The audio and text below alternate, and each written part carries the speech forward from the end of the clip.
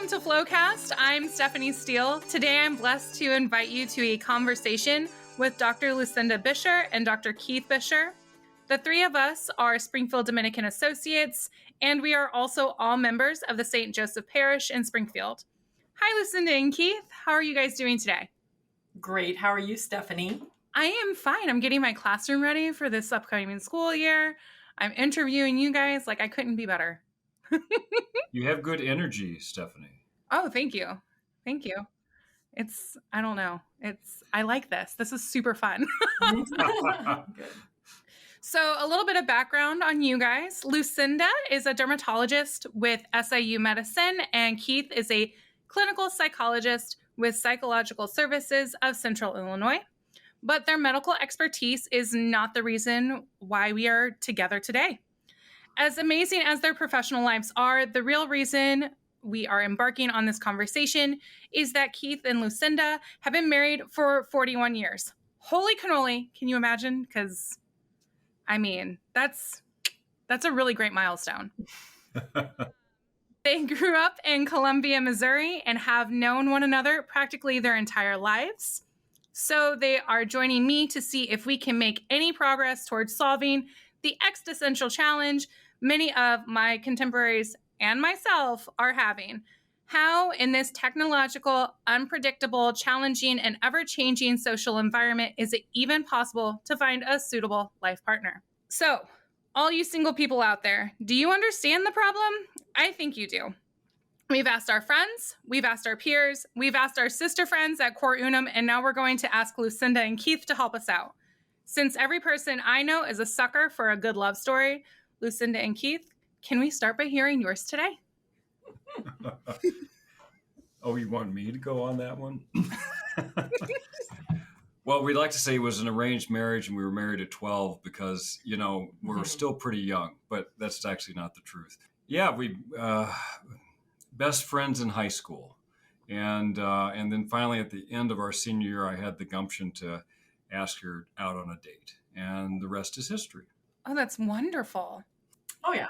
And so then I guess since we were fortunate enough to meet prior to our podcast endeavor. So I guess for clarifying for our audience, you guys dated throughout college then as well, correct? Correct. Yeah. We dated in college. He actually asked me out. He doesn't remember, but in 9th grade. But I wasn't allowed to date until I was 16. Not that it mattered because people weren't asking. But so I kind of, reconciled us to being friends and good friends through all the groups at school. But yeah, we did date during college, all during college. And then got engaged our senior year of college. Once we both got into our graduate programs that we knew we'd be in the same place for a while, which was very fortunate. We assumed we'd be apart for training and jobs and things like that for at least a while, as most people are. And the rest, then we got married literally the week after we graduated from undergrad. So that was a fun time. Yeah. I can't imagine taking finals, but then also getting ready to get married, because finals time is, especially when you're a senior, it's just kind of super, super duper busy. Go, go, go, and no sleep and pots on pots of coffee. So I should say that was probably common for that era, early 1980s. That's how old we are. Okay. So it was pretty common, I think, to get married right after college or even in college. There was something called, at the University of Missouri where we went, married student housing. Yeah. Oh, and wow. I mean, I would say that we were at a point in our lives, it was either, I don't think we were in the family or mental state of moving in together, economically, which I understand now. I get why people do that, but it was sort of like either or, and for whatever reason, we decided, okay, we're going to go all in. We'll get married. Oh, that's awesome. I like that. Very cool. Thank you for sharing, guys. Sure. You're welcome. So I polled my friends who are single in relationships and married. Some of these friends have children, others don't. So wide range of friends. And I asked them if they could ask you two anything without judgment. what they would ask, and they delivered. So I guess This will be interesting. it'll be really interesting. We have a number of questions. Hopefully we have enough time today to get through the majority of them. But if we don't, we don't, and that's okay too. I divided them into 4 sections. The first section is the meet cute. So I guess in 2023, dating has changed a lot, obviously. So do you think that there are ways in which people can still meet a partner organically or even just without a dating website or app? And if you do, can you maybe elaborate how you've seen it happen or how you think it could move forward? Okay, I'll give that one a go. Well, I'll swing it back to our own kids. We have 3 grown kids. 2 met organically. 1 met through an app, through a dating app. So I guess we've had experience both ways, at least with our kids. Now, of course, back in the dinosaur days when we were dating, that didn't exist. And so I think it can be done both ways. I guess the question, if I try to answer it here, would be do things that you might have in common with someone else. I do have to say, though, meeting through an app, our youngest daughter met a wonderful man through her app, and it's a really good match, That's awesome. That's very cool because it can go both ways. Because I know like people my age are like, okay, like I'm so over the app scene. Like, how do we do this? But then there's those that are younger than us that are like, okay, cool. I don't have time to go out and meet anybody. So the app is my only choice. So it's good to know that it's like a both and situation. It just depends on the type of person you are, which direction you go. Yeah, I think to me, the inherently difficult part of the app, from what I think envision it, is its intention is to put people together. And so there's no chance to really and you're reliant on what is presented to you, right? Whereas if you meet someone in a book club or a bicycle club or whatever, you kind of can feel them out. You get to know them, the real person, because they're doing, live things that you like or reading or discussing and that sort of thing. So it does make it challenging, I think. And I think it's also the expectation that you're going to kiss a lot of frogs, right? It's sort of like with an app or even meeting someone in person. There just has to be an understanding that this is not normal. We're not normal. I mean, people don't meet, and it's not normal to meet someone this young and get married. Even our kids are like, "What? How'd you do that?" So I think and that my daughter, our youngest daughter, who did meet her current significant other on an app, she dated a guy for 2 years in high school and then in college and a year ago, and went through these. She was very monogamous for a long time. And then it all of a sudden hit her in grad school. She's like, oh, it's okay to go out with people. Like go out and go on a first date and go to dinner and then go, no, it's not going to work that way. But, she went through 3 heartbreaks and breakups before she realized, this is how I'm supposed to do it, to meet people, is just meet people and don't commit and, right away. Right. So I think that's a hard thing to kind of draw the line on, how long does it take to get to know someone? Mm-hmm. But I wouldn't expect it to be just from the app. Right. I'm here for that answer. Absolutely. It makes sense to me. Yeah.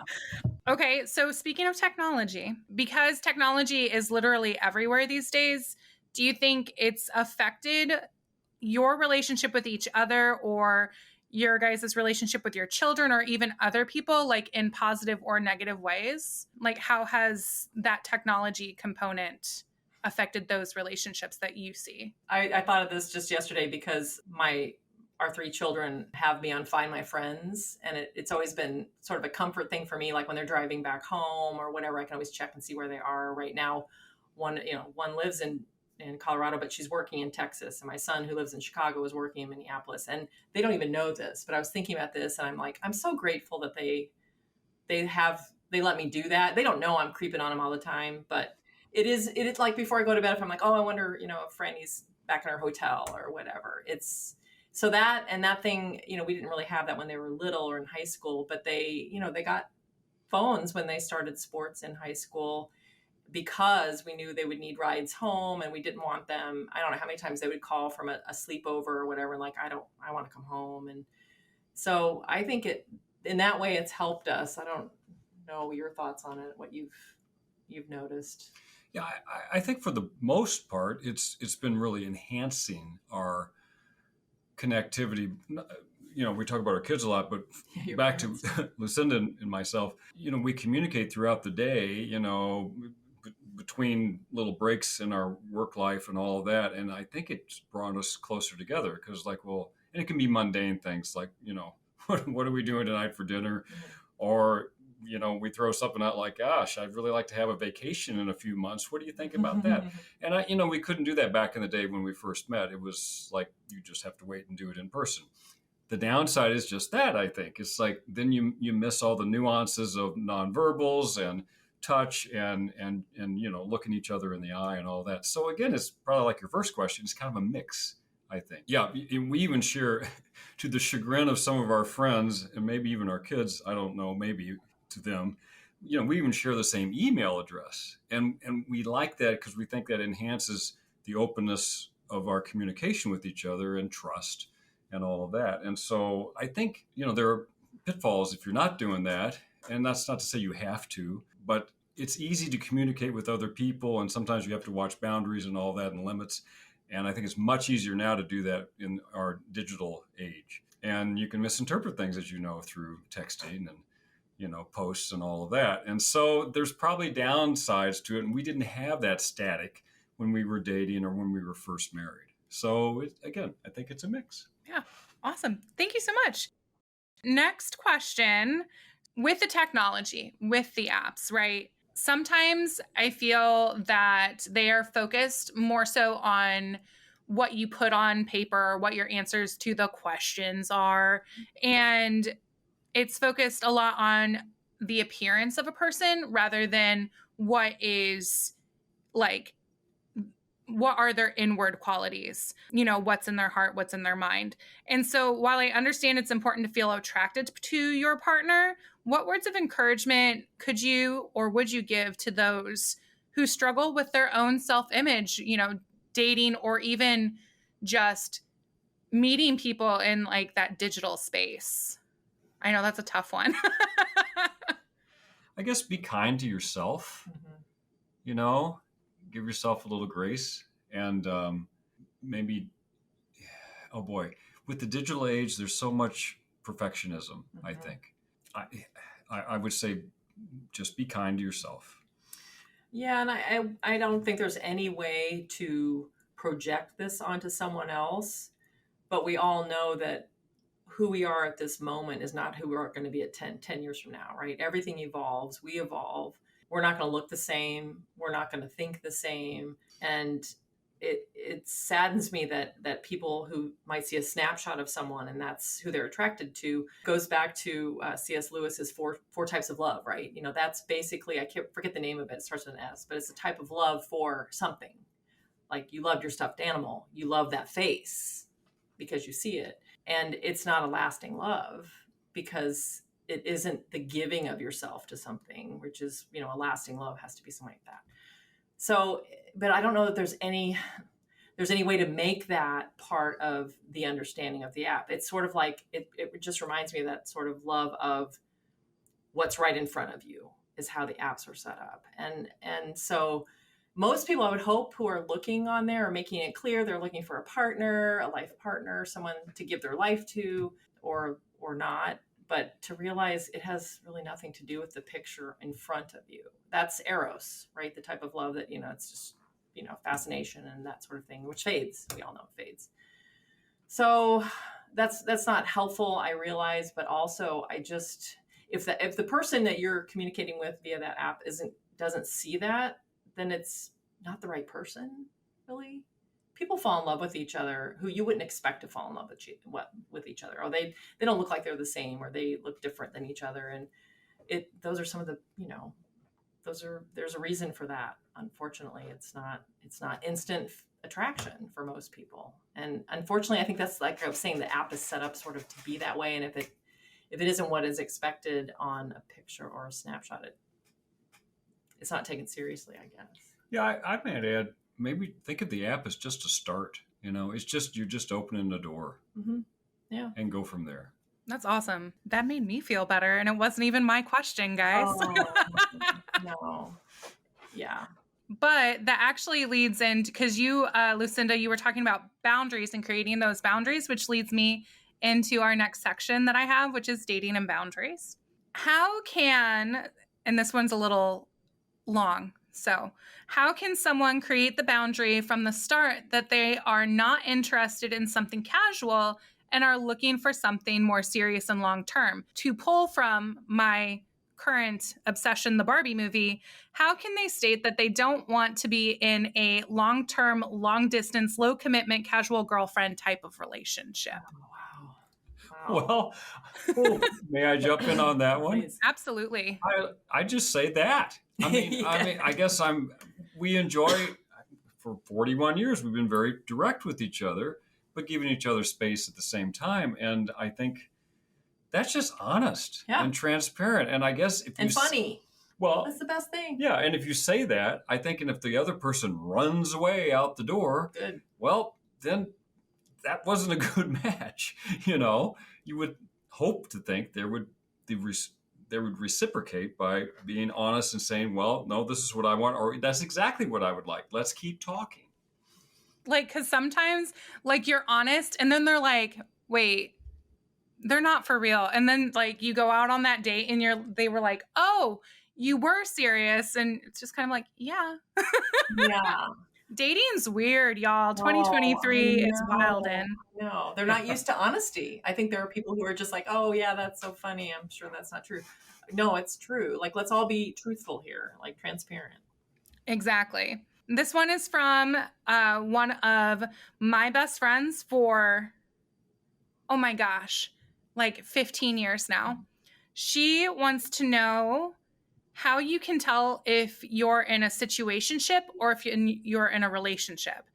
And so a situationship is that weird stage where you're doing everything that people would be doing in a relationship, but there's no title, like you're dating like exclusively-ish, but big on that ish.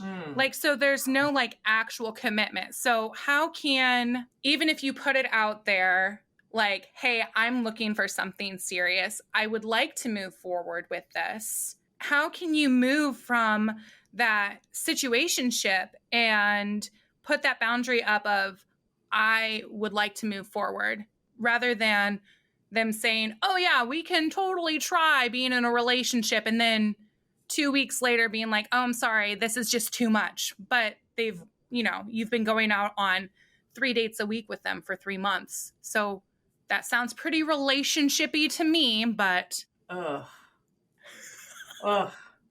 I was going to, well, I'm sure you have an opinion on this too. I would like to know it. But I think that's where I would struggle if I was in this day and age looking for someone is, you're not doing this for fun, to go out to meet people and just have a few drinks and on a couple dates and then on to next candidate number 2 or 3 or 4. But I don't see any other way around doing it that way, because it's not fair to set up that first date as, I need a commitment, let's go on a date, right? Right. It's tricky, because we just said, like, our youngest is like, oh, I'm supposed to date several. Just go out once or twice and decide, and it's okay to say no on the third, whatever. So I don't think I have a good suggestion for that. I mean, I agree that being transparent is the way it should be, and I don't know. I mean, that's who you want to go out on a date with to begin with, and why would you perpetuate it if it wasn't going anywhere? Unless someone just is a commitment phobe. I don't know. Like, they never were intending to be committed. Do you have any thoughts? Yeah, I'm thinking, relationships are kind of messy. Yeah. And if you acknowledge that you're in transition, between, what'd you call it, a situation? A situationship. Yeah, okay, which is a new term for me. And maybe you have to go through that, really. Yeah, and you don't know how long a situationship is going to last, maybe, or be. Maybe for some people it's a couple weeks, and for other people it's a couple years. And it's individual differences, I think. But again, back to what Lucinda said, I think I would encourage our listeners to be transparent. And if they can say, well, I'm not for sure where we are in this stage of our relationship, And the other person hopefully will say, well, this is what I would like it to be. And maybe the other person's ambivalent. And then you have tolerance and patience with that process, unless it gets too burdensome for the other person, pardon me, and they don't want to wait any longer. Mm-hmm. But I think there's that messy, ambiguous stage that every relationship goes through. I would even say probably we did. Mm-hmm. I can't remember because it was so far or long ago. But anyway, that's my thought. Yeah, and then in the term of true love, right? If that's what everyone is seeking, is a true agape or true love without conditions. It's, that's what you want. So you don't want to settle for less than that. And the other person, if you really are feeling like that's happening for you, it might be worth waiting or worth having a discussion, obviously, but then maybe being in the situationship for a little longer if there is some hint that's going to happen. I can't. You can't fall in love at the same time necessarily. And good point. You want someone who's going to give themselves to you. And I don't think that can happen right away. I think that's not real love. So it may take time. All right. It's messy. That's a really good word for it, because it's not easy, especially somebody new. It takes a long time. It does. Yes. Relationships are so messy. The problem is it's not always fun. They aren't always fun dates. And I think if you're lucky enough to know that it's not fun on the first or second date, good for you.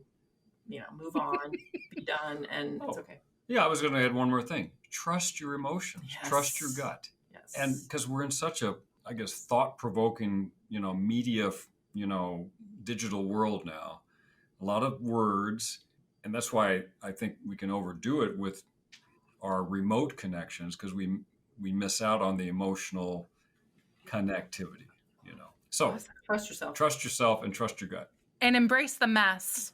Yes. When applicable. Yeah. So boundaries.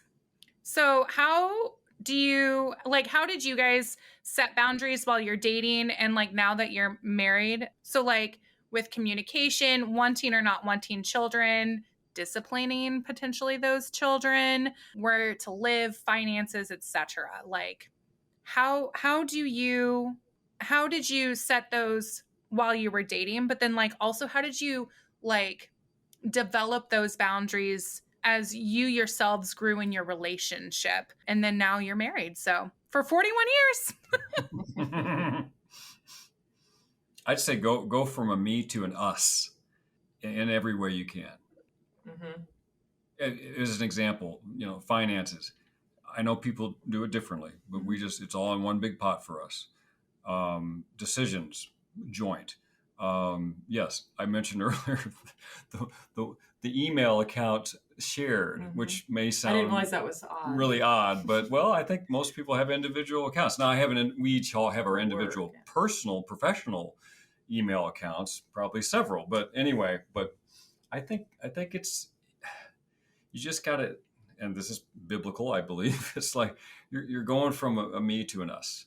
And I think you really got to think of the couplehood as one, but still maintain, of course, a balance with your own individuation and your own identity, of course, and have your own interests. I guess we could go into that. Lucinda and I have similar interests, but also very different interests. And sometimes I think we'll run across each other for half an hour before we go to sleep at night. Mm-hmm. I'm off doing my thing, she's doing hers. But then other times we'll spend the entire weekend together. So that's a concrete example of, finding that balance between the me, but still focusing on the us, I think. Right. And you don't, mm-hmm.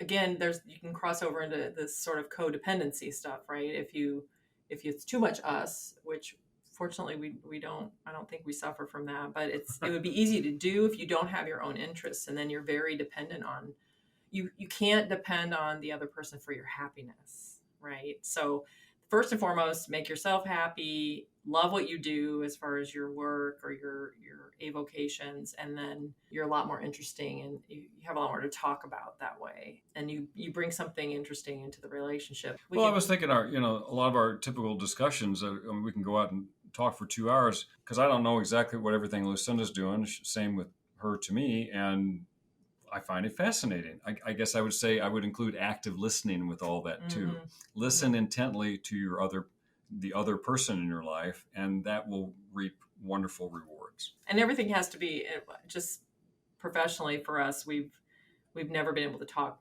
about specific people. Obviously, it's all sort of on a generic and professional level, just interesting, aspects of our careers and people we come across, but make for good conversation. And Yeah. I learn a lot from what he does. And vice versa. Yes. That's awesome. I really love that you guys touched on interests because that was my next question. Oh, So right. you guys are rock stars. I don't know if you know this, but you are. So the fourth and final section I have is like, so you're serious now. So married, long-term, and partnership, obviously. So you guys spoke about having your own independent interests. So how important is it to have those, but then like have a solid, like similar interest, like sense of humor or like your faith background or the like? And then the follow-up question to that is, can and should or have independent interests become things that you guys ultimately like enjoy doing together? Yeah, I think it goes back to what Key said about tolerance. You don't have to, but it makes for a more interesting relationship when you tolerate to the point that you actually enjoy hearing about those other interests, living vicariously through those other interests. He climbs mountains. I'm not, he knows, I've done some hikes, but nothing like what he's done, but it's fascinating and I can live it vicariously. So there's a certain amount of tolerance for each other's interests and activities and allowing them to go off and do that and being happy that I'm thrilled when he can go take a trip, with his buddies on a bike trip or do a bike race. And he's learned that that's not for me. It's I might like to do it just, casually or for fun, but I'm not competitive. Doesn't I'll probably have a shorter life if I do those things just because it would be hard for me. So tolerance, I think, it lends itself to all of that and putting up with those interests that maybe are not your own. I do have to say, I think it's easier if you have somewhat of a common worldview. And that may be critical. And if back in the dating phase, it's like, can I live with this person's kind of core beliefs, which are probably pretty indelible throughout the lifespan, really. I mean, we all grow and I think we can all change, but I think that, the basic blueprint is probably there personality wise and belief wise. And I think if it's too different, you're going to be struggling a lot.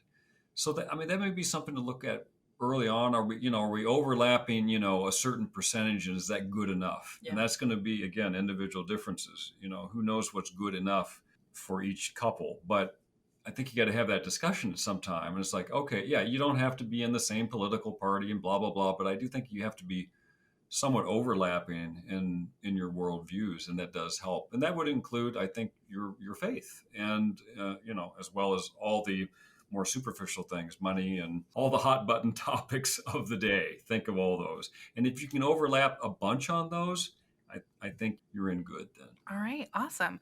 I have two more questions. So my follow-up with this one is with growing together, like when you have children, right?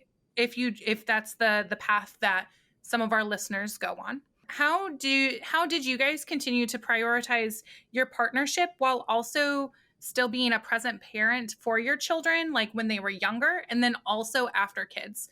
Like, how do you keep from being like having all of this in common when you're dating and when you're getting to know each other, then like having your kids in common? And then like, how do you, I guess, still find you at the end? Mm-hmm. Like you as in you two together. One thing that probably helped us is we didn't have children. We got married at 21. Our first child was when we were 31 intentionally because we were in training all that time. And so it was very planful. So we had our 20s to I remember, our thing would be like, if we get away for the weekend, we go to a bed and breakfast somewhere, up north. And that was fun. So I felt like we had 10 years of just us. And even though we were working a lot of hours, we could come home and we could, connect.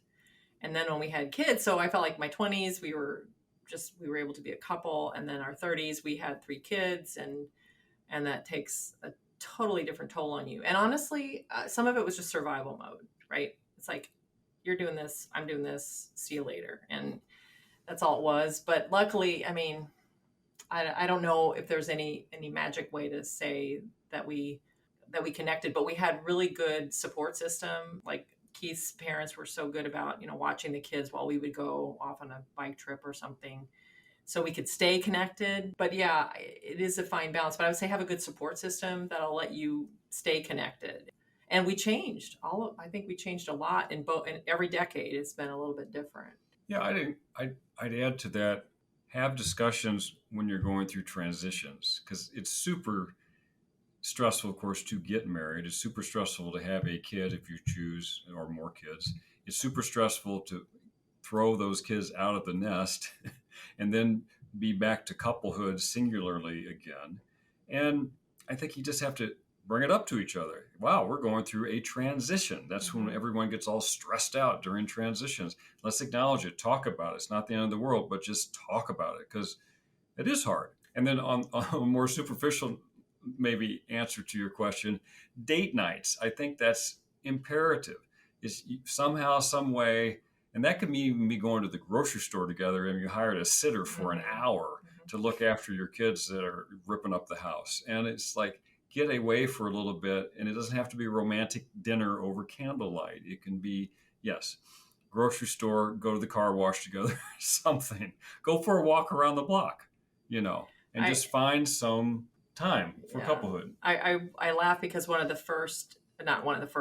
date nights I remember when our son was about 4 years old, and we said, okay, good. The kid, he's in bed. Our other daughter was in bed. So it was before charcuterie boards were a thing.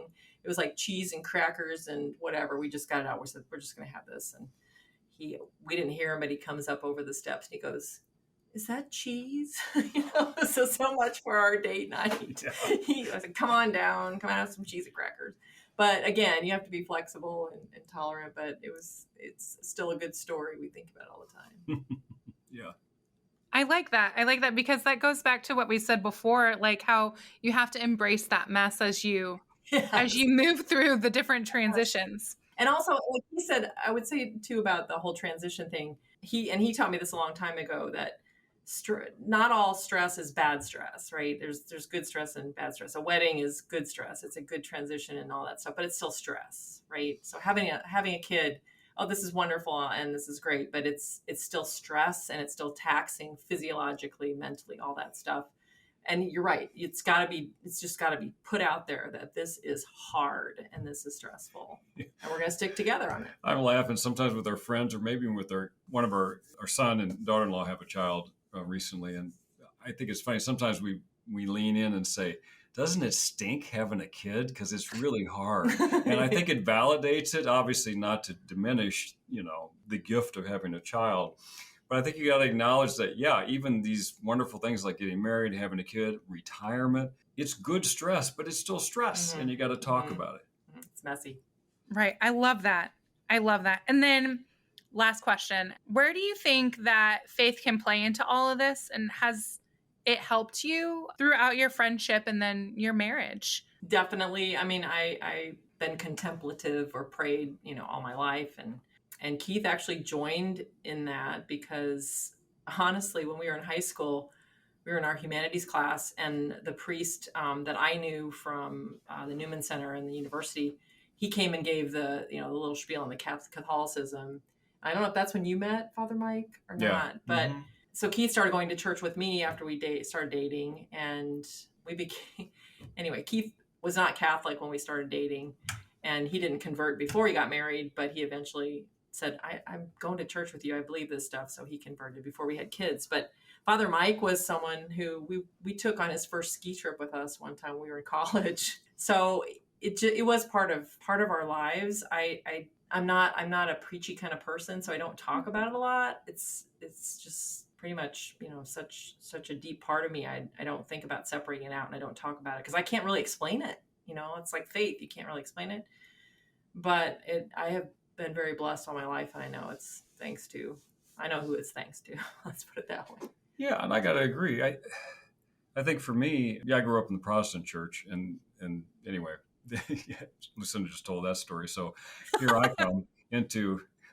Catholicism. I don't know. I think it's central, obviously, for many deep reasons, but I think it's also stimulating for our relationship. It's like we have these deep conversations from time to time, not every night, because that's not normal.